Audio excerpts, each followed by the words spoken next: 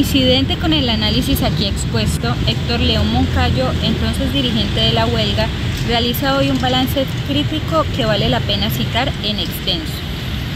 El movimiento del 66 tuvo 4 momentos. El primero, la solidaridad con las compañeras del Colegio Julia Restrepo. Luego, el breve movimiento que exigía nuestro reintegro. Enseguida fue la huelga propiamente dicha y finalmente el cuarto, después del asesinato de Jairo Potis, que más que una negociación fue una refundación del colegio. En cada cambio de momento hay algo significativo. Era, como han acuñado algunos historiadores, una temporalidad densa. Fue entre el primero y el segundo cuando se dio la ruptura decisiva. Además del rechazo a la represión de las autoridades institucionales, nuestra mirada sobre la autonomía del colegio tenía ya un contenido político más fuerte, en contra de la injerencia oligárquica local y cargada con elementos de protagonismo estudiantil, sobre todo con la exigencia de respeto por nuestro consejo y su autonomía. No obstante, es entre el segundo y el tercero cuando nos jugamos las decisiones con más fuerza. Hubo ciertamente una discusión.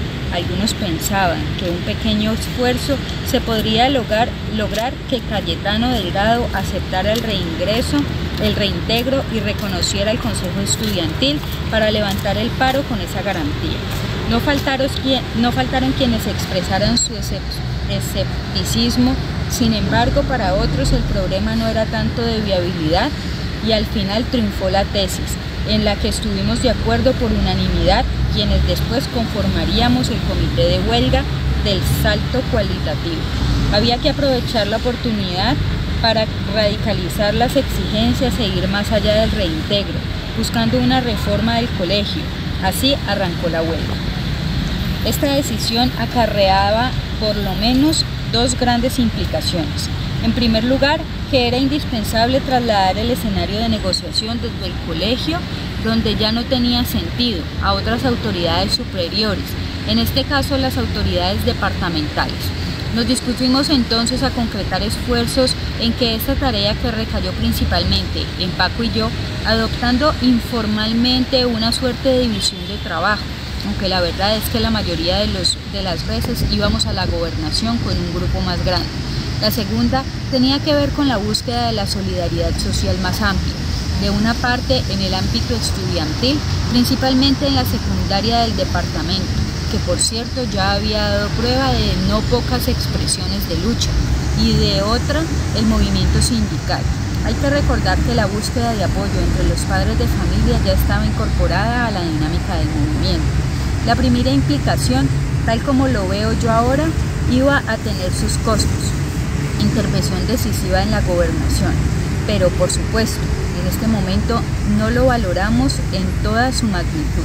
En cuanto a la idea de la reforma del colegio, hay un punto que merece la consideración especial. Ciertamente, en nuestro pliego de exigencias hay una referida al reemplazo de profesores con miras a elevar la calidad de docencia. No obstante, la verdad es que esa no era exactamente nuestra preocupación.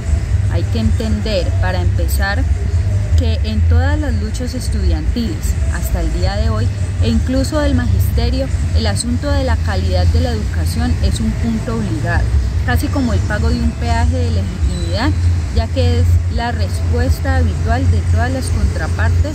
Siempre ha sido la cantinela de que los movimientos los hacen los estudiantes vagos y malos que no quieren que les exijan.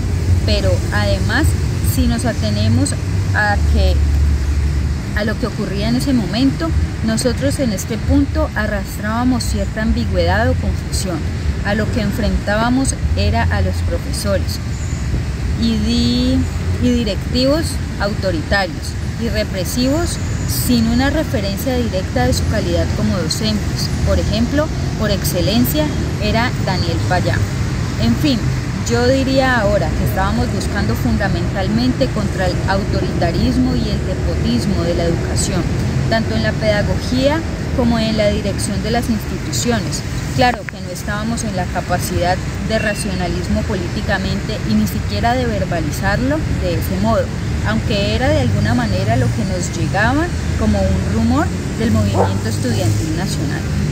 En todas las declaraciones y documentos de la Junta Directiva, del rector y de los profesores, si algo se repite siempre hasta el cansancio es la defensa del principio de autoridad, la preservación del orden establecido y de la disciplina, la guarda de las instituciones, obsesiones que los llevaron, entre otras cosas, a enmudecer, a no fijar una posición siquiera decente frente a un hecho tan grave como el asesinato de un niño.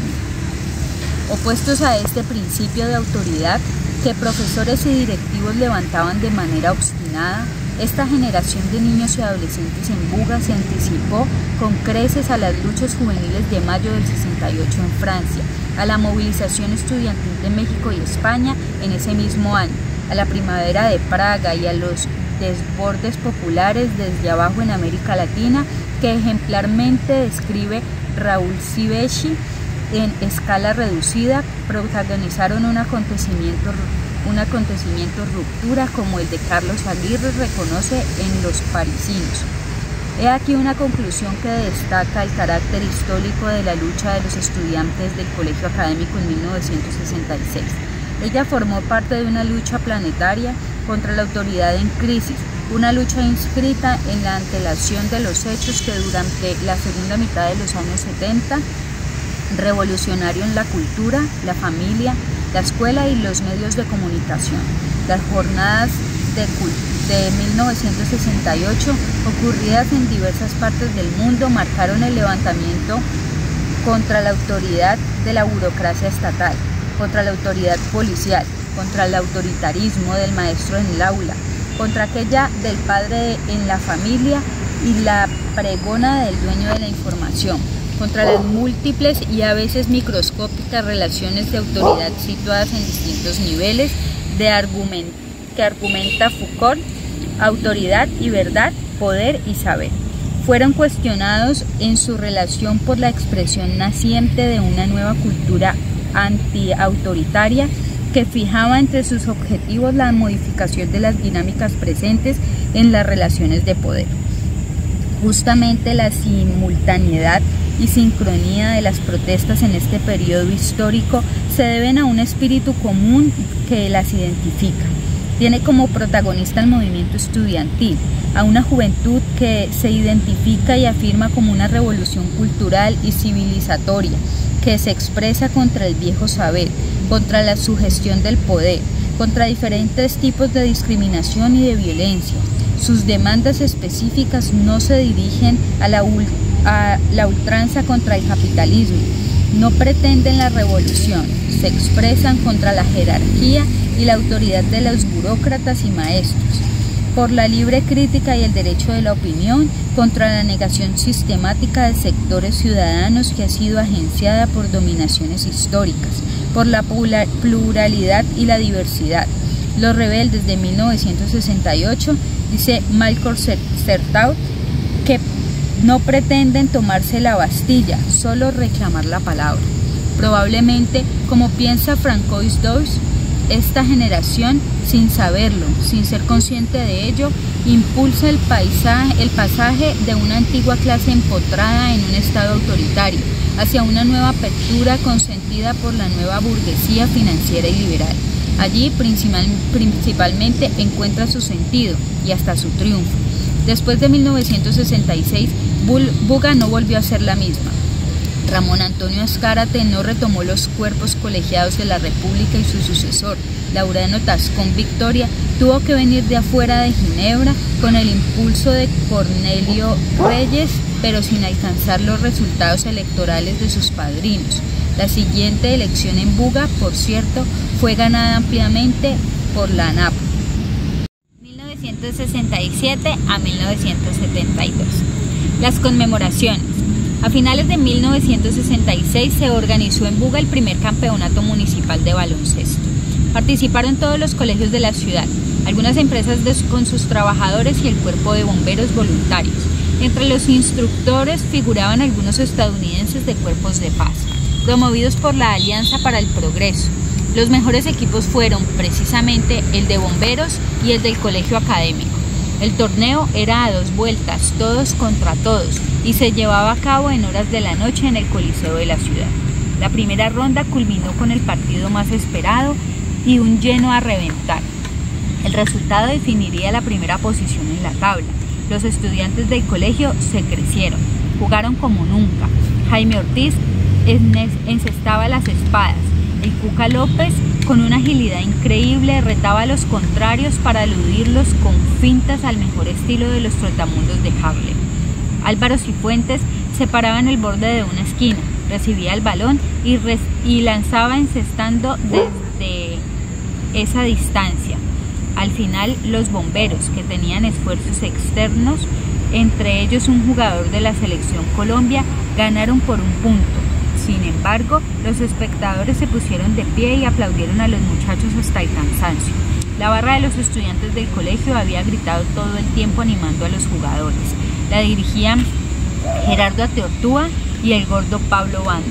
A la salida del Coliseo, un bombero, como de costumbre en todos los partidos que ganaban, puso a sonar la sirena de su moto. Los estudiantes la emprendieron en su contra, recordaron la sirena que sonaba para invadir el claustro y empezaron a preguntar de dónde habían dejado las capuchas. La policía arremetió en su contra cuando algunos intentaban incendiar la moto. Los enfrentamientos recrudecieron en algunas calles de la población.